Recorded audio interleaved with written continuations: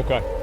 Run an ad for us? Hey everyone, and welcome back to the WARCRAFT news. With patch 8.3 hitting Blizzard's CDN, this sure is to be an interesting week. And before I do the usual Patreon plug, I actually have announcements. Ooh. First, we have expanded. We are going to have a new editor coming on board in the coming weeks. He has nearly a decade of industry experience and will be able to bring skills to our production that, simply put, none of us on the team currently have. So he's with a two wizard. Editors, we'll be able to hit all of our near-term content goals. You'll see a big quality increase on a bunch of videos, and generally it's a really exciting move, trust me. Now, on that topic, the complete history of World of Warcraft is our highest rated content. It's also our most expensive content to make. We're a team of 5, soon to be 6, and we make a silly number of videos a week. Now, that show's audience loves it. It's got really high ratings, but, well, that audience is about like half as large, a bit smaller actually, than say a cinematic reaction video, and it costs easily 10 times more to produce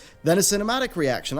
That's why the quality and content in YouTube just keeps going down and down and down, is because it takes so much more time and effort to make high quality produced content, and even if it gets twice as many views, it takes 10 times as long to make, and so it's just not really worth it. That's why you keep having low quality content on YouTube, because that's the easiest and most cost efficient thing to do.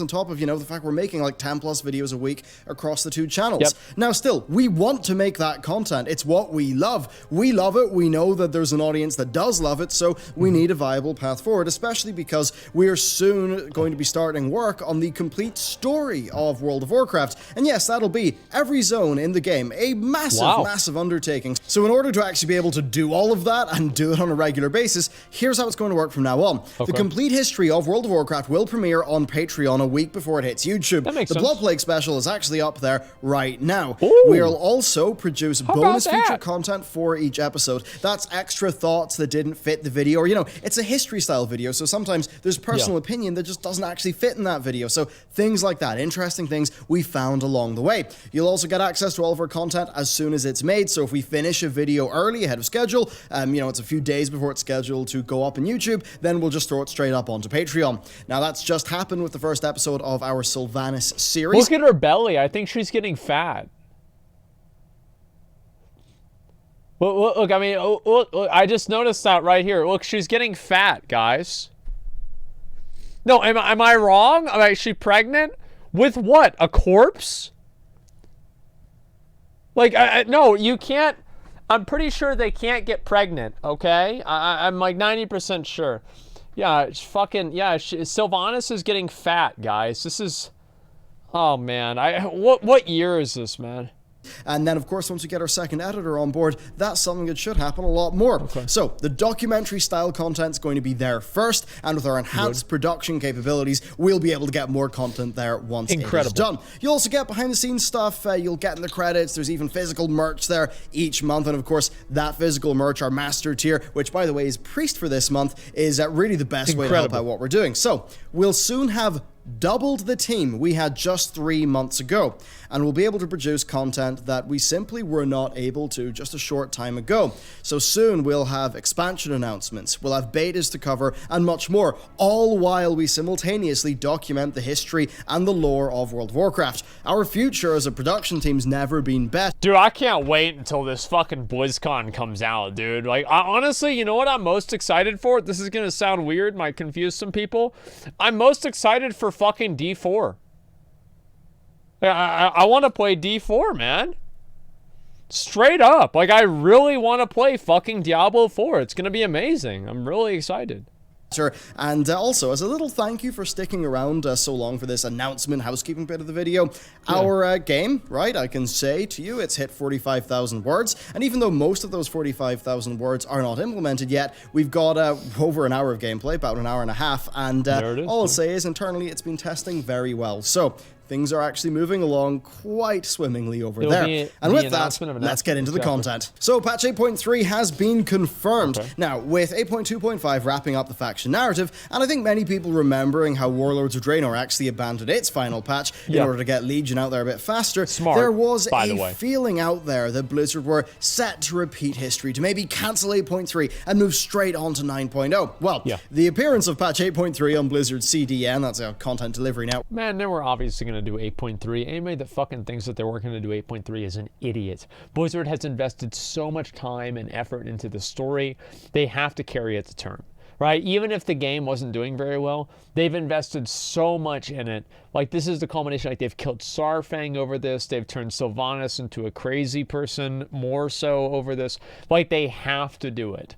Everybody knew that we were going to get an 8.3. The fact is that BFA, for all of its faults, has gotten progressively better throughout all the patches, right? And so it started, like, let's say this is a good expansion. It started here. Then in 8.1, it went to, like, here, 8.1.5 here, 8.2 went to here, right? And maybe 8.3 will take it up to here. We'll see what happens. Maybe even up to here. We'll see what happens. But I think that each patch has made BFA better than it was before. That pretty much disproves that and does also confirm the next patch. Now, Blizzard have not officially commented on this, which does make a lot of sense because development work that the dev team are doing and PR work that the PR people are doing, you know, it doesn't often line up. Now, with 8.3 being in the CDN, I would expect Blizzard to announce a live stream in the very near future. Indeed, patch 8.2 established that format with its stream debut being highly successful, essentially feeling like a miniature BlizzCon presentation. Now, it is always possible that 8.3 would actually be the focus of BlizzCon, but I think, I think this early timing of it hitting the CDN does cast doubt on that, and I think that does make the live stream route a lot more probable. Now, this also means that I think we're set for a BlizzCon that is focused on the next expansion, and, that'll be fun. Blizzard will have to avoid talking about details of the 8.3 ending, so that'll be awkward, but I suppose doable. That's something that has been done before, with Cataclysm and Mists of Pandaria being announced before the current expansion's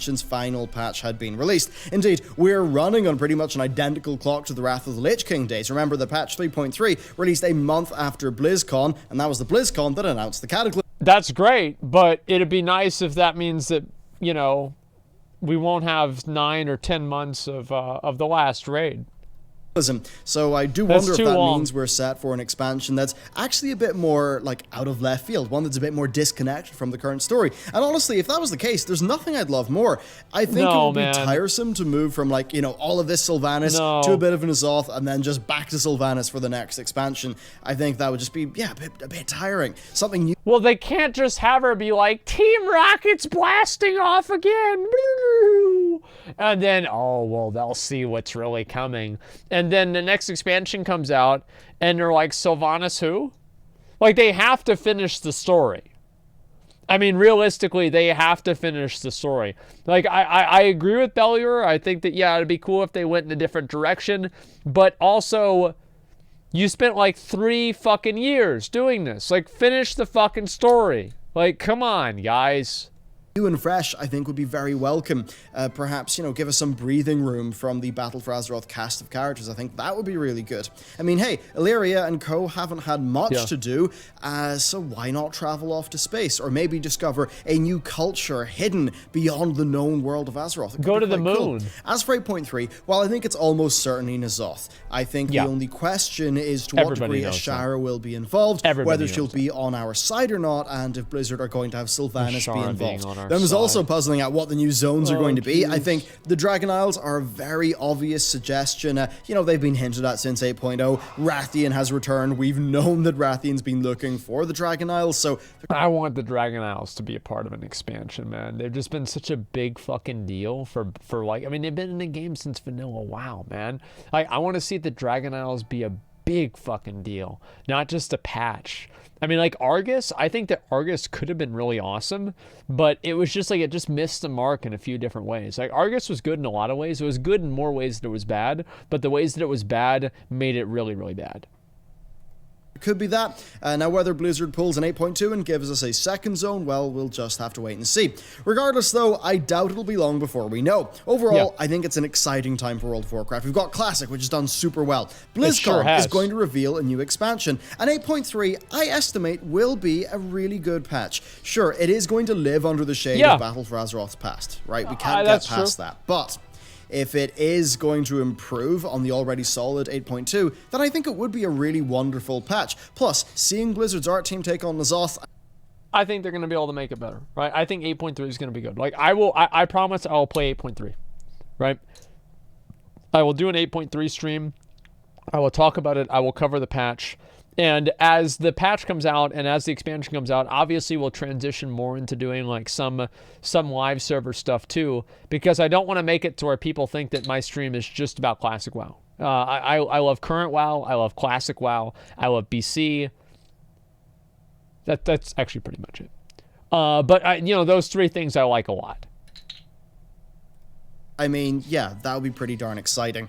And then sticking on the topic of the near future, BlizzCon's virtual ticket has been announced. This year's rewards for Warcraft are a Saurfang Murloc and a Sylvanas Murloc, plus some Wendigo pajamas. Now, this is kind of interesting because all of these are unlocked instantly if you purchase the ticket. The ticket has remained at last year's pretty darn expensive $49.99 price point. Interestingly, though... Oh my god, Blizzard is so smart. So they made the price $10 more last year because they knew people would still pay it to play Classic. So now, because they're not going to lower the price, they've already gotten that price in people's minds with the added value. So they're keeping the same price that they had last year without adding the value that they would have this year of playing the game. Now, the way that they can redeem this, here's the way they can redeem this right now, is that as soon as they announce Diablo 4, and everybody knows they're going to announce, well, you guys know what I'm saying, right? They're going to announce Diablo 4.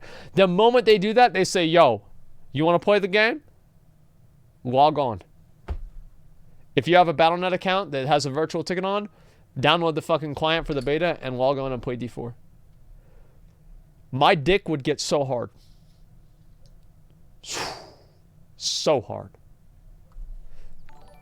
This actually marks the second time in just a few weeks that Blizzard have sold us a transmog set. Now that's of course after they retired the transmog helms last winter. Of course with the Recruiter Friend archaeology themed one. Now I've got to wonder if this is them testing the waters because, well, I mean, a full Mog set for BlizzCon, that's more than the capes that we got last year. And let's be real here, visuals sell. That's what so many modern games are really making their money off, including many other Activision Blizzard titles, ranging from Crash Team Racing to Call of Duty to Overwatch to Heroes of the Storm. I've got to wonder if we're going to see things like... Is the new COD game good? Is it good or not? If some people are saying yes, then it's probably actually good. Most people love to hate COD. So if anybody's saying it's good, then it's actually probably good. These Wendigo pajamas actually just appear in the in-game store at some point. I mean, just look at how successful and large I just want to play the new Fantasy Halo, 14 honestly. store has been. Blizzard are surely going to want some of that money. Anyway, as for the con itself, well, it's clearly going to be a big one. We're almost certainly going to have Diablo 4 be announced, and there's also a high chance of Overwatch 2. Then the next WoW expansion is almost a certainty. I'm expecting basically more announcements than really any other year, and I think that is something that's realistic. Now, scuttlebutt is that Diablo 4 and Overwatch 2 almost made it to last year's BlizzCon, especially D4. So unless, say, Overwatch 2 has been rebooted internally since, I find it hard to see, them not being there. I think D4 is almost a certainty. Then there's also Warcraft 3 Reforged. I mean, remember how they announced the summer release date? Well, summer, by the way, has came and went. Now, if I were betting, I would say they'll drop that like a week after BlizzCon. Either that or they will announce it for next year with its scope. Dude, I'm so happy, man. Like, there's so much shit that we have to play.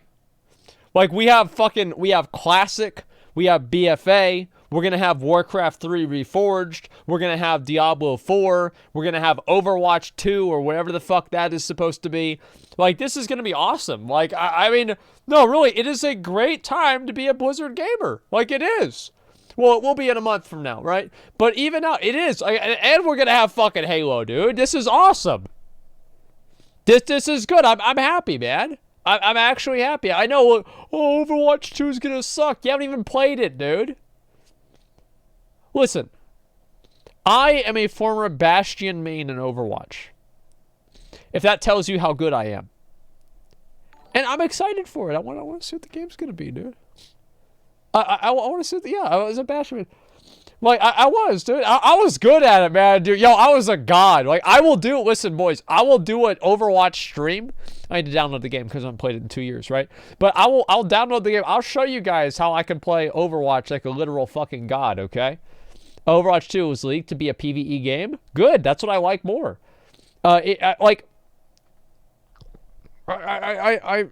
I have a pretty good idea on probably what it might be, and I'm very excited. I am extremely fucking excited about a lot of these releases and everything. Guys, it's going to be fucking amazing. I'm super excited. Being expanded past what was initially announced. Overall, though, that's what's going on with Virtual Ticket, plus my thoughts on BlizzCon. TLDR, I think it's going to be a very I want to go to BlizzCon just to see Then next, it. we do have some excellent Classic news. So, Blizzard have kept their word, and they are going to be bringing Classic servers down to one single layer. Now, the list of realms that are on a single layer, you know, obviously it's growing. It doesn't cover every realm right now, but it is great to see it happen.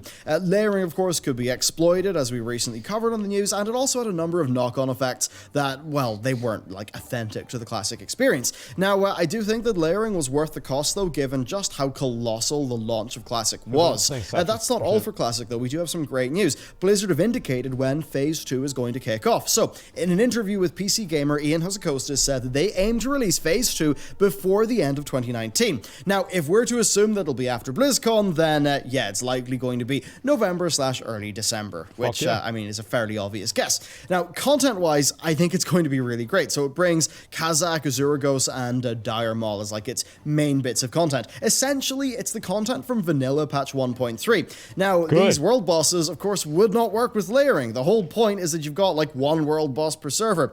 Ian actually said that all realms will be on a single layer within weeks, and that's going to be with that being achieved, they'll be able to push Phase 2. Now, I still believe Phase 2 will be the golden age of Classic WoW. It will be the golden age of Classic WoW, dude. Like, I mean, there's going to be no BGs. It's all world PvP. There's a few raids out. There's the world bosses that you fight over. It's the open world. It's the broad open horizons. And it's going to be fucking amazing.